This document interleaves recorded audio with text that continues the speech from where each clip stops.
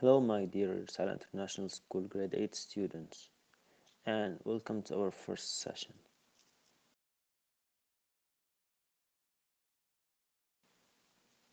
We're going to continue Flowers for Algernon. We are now on page 371. Progress Report 13, May the 23rd. It happened today. Algernon bit me. I visited the lab to see him as I do occasionally, and when I took him out of his cage, he snapped at my hand.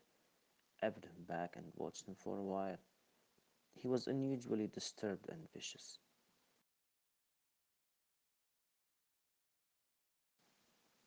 May 24th.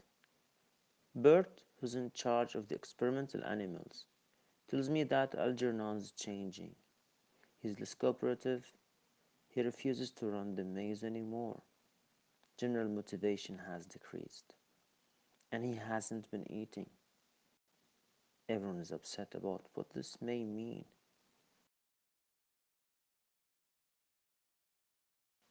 May the 25th. They've been feeding Algernon, who now refuses to work the shifting log problem. Everyone identifies me with Algernon. In a way, we're both the first of our kind. They're all pretending that Algernon's behavior is not necessarily significant for me.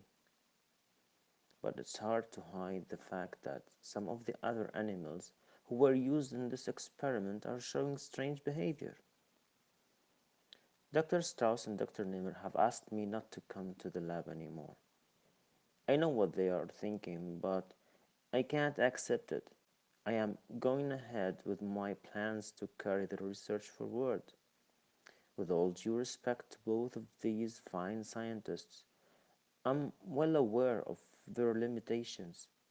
If there's an answer, I'll have to find it. I'll have to find it out for myself. Suddenly, time has become very important to me.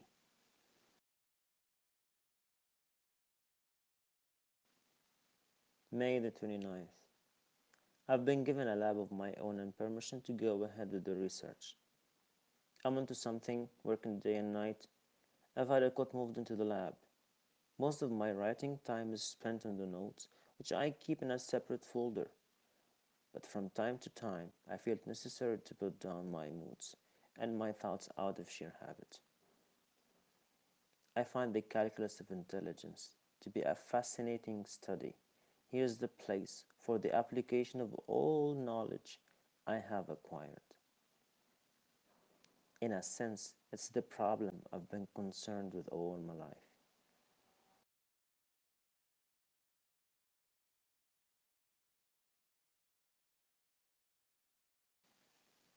Let's comment here on the length of this sentence in paragraph 169.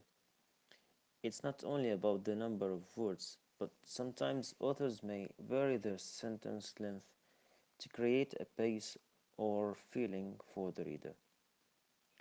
In other words, the sentence's length may reflect the state of the characters, um, states like sadness, excitement, frustration, or other feelings.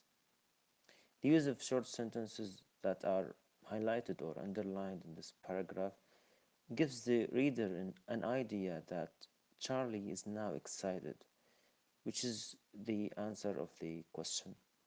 We can conclude that the use of short sentences shows an urgency, that Charlie wants to accomplish something important.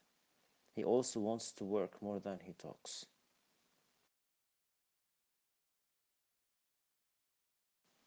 May the 31st. Dr. Strauss thinks I'm working too hard. Dr. Nimmer says I'm trying to cram a lifetime of research and thought into a few weeks. I know I should rest, but I'm driven on by something inside that won't let me stop. I've got to find the reason for the sharp regression in Algernon. I've got to know if and of when it will happen to me.